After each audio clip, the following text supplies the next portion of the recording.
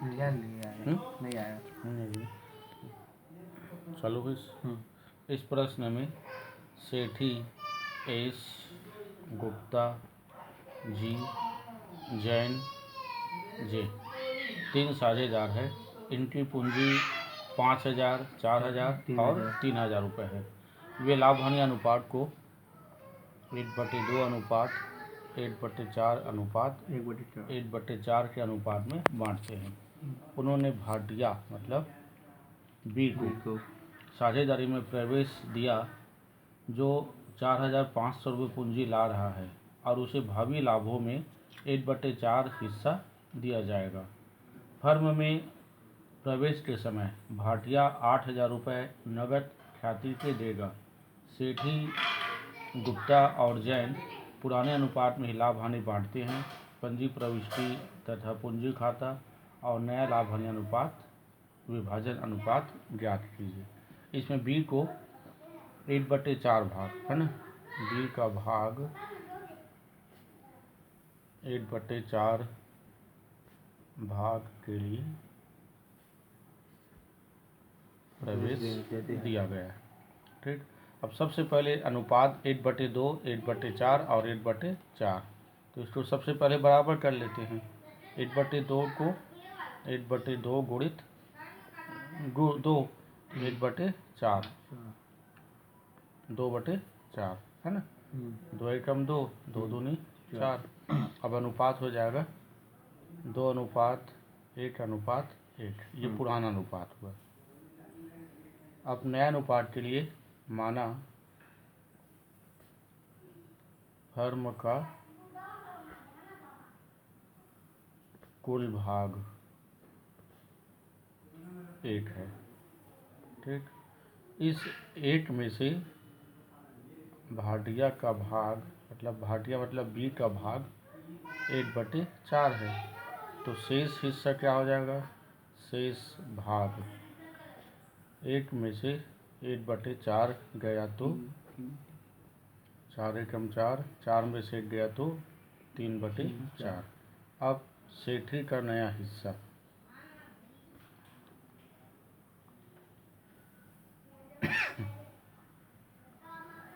2/4 गुणित 3/4, 3 दूनी 4 चौक 16 है ना, सेठी।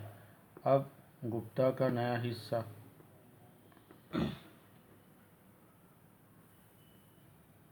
1/4 गुणित 3/4, 3 एकम 3, 3 और 4 चौक 16।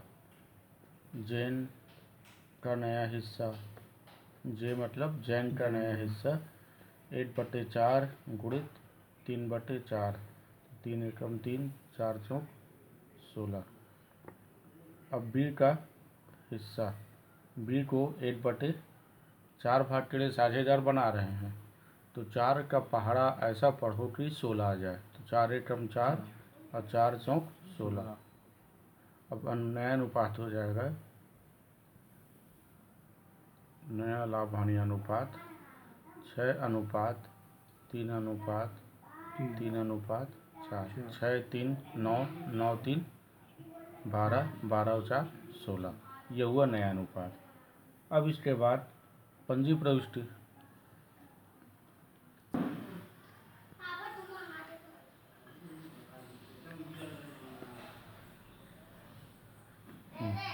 अब इसके बाद पंजी प्रविष्टि। तो पंजी प्रविष्टि के लिए दिनांक, विवरण, LF, अमाउंट के लिए 2 कॉलम, डेबिट और क्रेडिट।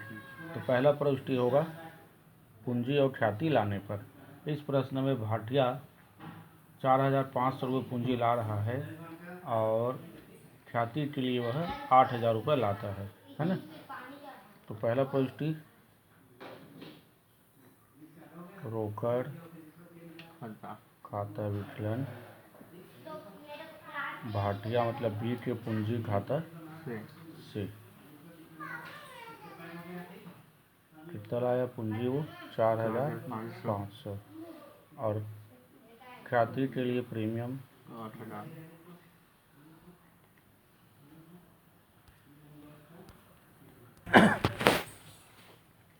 ख्याति के लिए प्रीमियम खाता से 8,000, टोटल लाया 8,4 12,500।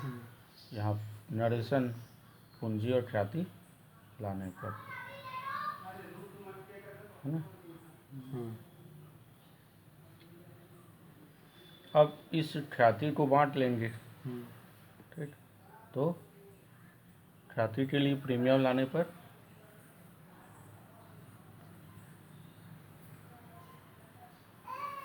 ख्याति के लिए प्रीमियम खाता विकलन 8,000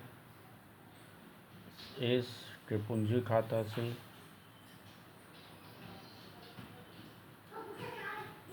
जी के पूंजी खाता से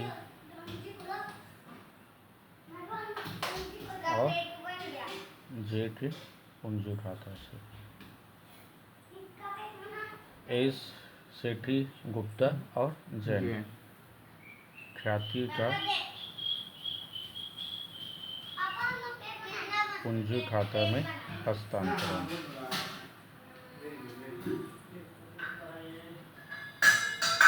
अब 8,000 को जब बांटेंगे तो 8,000 का आधा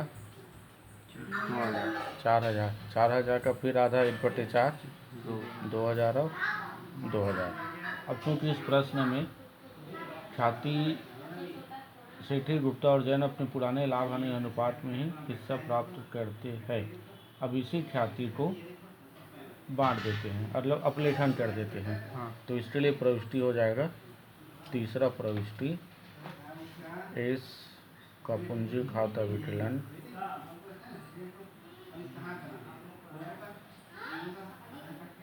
जी का पूंजी खाता विकलन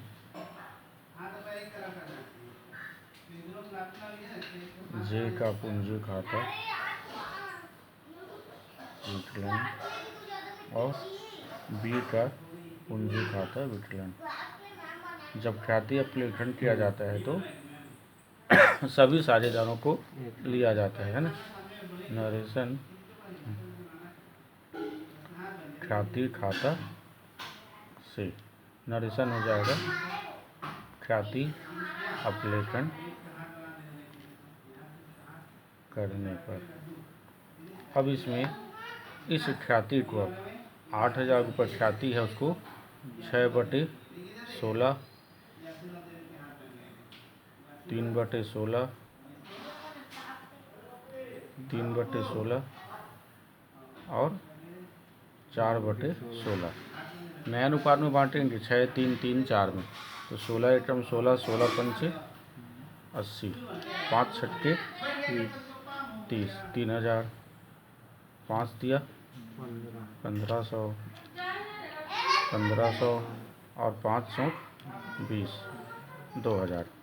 ये हो जाएगा 3,000, 1,500, 1,500 और हो जाएगा 2,000। इस प्रकार से होगा 8,000, ठीक।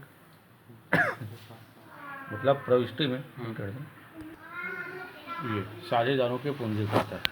चूँकि साझेदारों के पूंजी साझेदार, इसमें 4 साझेदार, इसलिए अमाउंट के लिए सभी के लिए 4 कॉलम। सेठी, गुप्ता, जैन, भाटिया। डेबिट पक्ष में, क्रेडिट पक्ष में फिर विवरण सेठी, गुप्ता, जैन और भाटिया। तो सबसे पहले उनका पुराना पूंजी, ये चैप्टर जो शुरू में पढ़े थे कि पूंजी खाता कैसे बनाते हैं, तो उसमें पूंजी कितना है साझेदारों का। सेठी का पूंजी है 5,000, गुप्ता का पूंजी 4,000, जैन का 3,000 और भाटिया का पास पूंजी नहीं है, अभी पुराना पूंजी नहीं है। उन्होंने रोकड़ लाया है ना, पूंजी के रूप में रोकड़ लाता है। कितना लाया वो, ये लाया है 4,500। ये इनके खाते में लिखाएगा भाटिया के में। और सेठी, गुप्ता, जैन पुराना पूंजी था, इसलिए उनको शेष लाया गया। भाटिया के नया पूंजी लाया 4,500 रुपये, इसलिए रोकड़ खाता भाटिया वाले। उसके बाद आ जाएगा ख्याति। ख्याति जो अपन बांटे थे, तो इसमें सेठी को मिला था 4,000, है ना। गुप्ता को मिला था 2,000 और जैन को मिला था 2,000। भाटिया स्वयं लाया था ख्याति। अब इसी ख्याति को अपलेखन किया गया, है ना। तो यहाँ पे ख्याति खाता। सेठी को 3,000, 3,000, गुप्ता को 1,500, जैन 1,500 और भाटिया 2,000। अब इस तरह से इनका बैलेंस निकालेंगे। जैसे अब ये पूंजी इनकी वास्तव में कितना पूंजी है,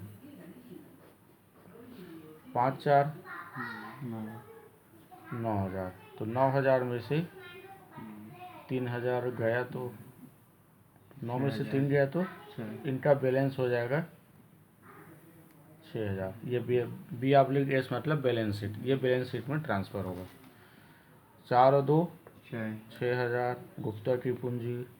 इस गुप्ता की पूंजी में 6,000 में से 1,500 निकाल लिया वो, मतलब 4,500, ख्याति अपलेखन कर दिया। तो 6,000 में से 1,500 गया तो 4,500, 4,500।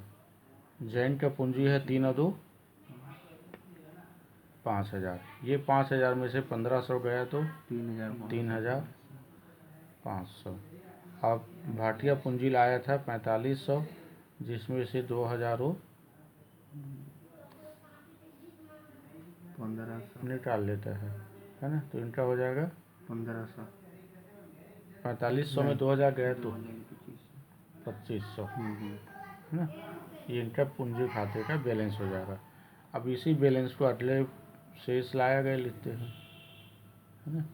ये हो जाएगा 6,000, 4,500, 3,500 और 2,500। ठीक। इसके बाद इसमें पंजी प्रविष्टि हो गया, पूंजी खाता हो गया और नया लाभ हानि अनुपात भी हो गया।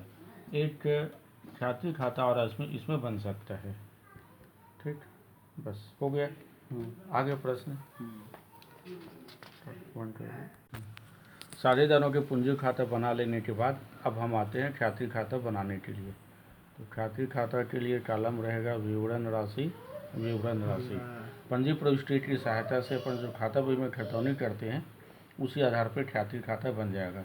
तो ख्याति के लिए प्रीमियम खाता, सेठी, गुप्ता, जैन, ये तीनों समाकलन में है। ये क्या हो जाएगा, सेठी का पूंजी खाता 4,000, गुप्ता का पूंजी खाता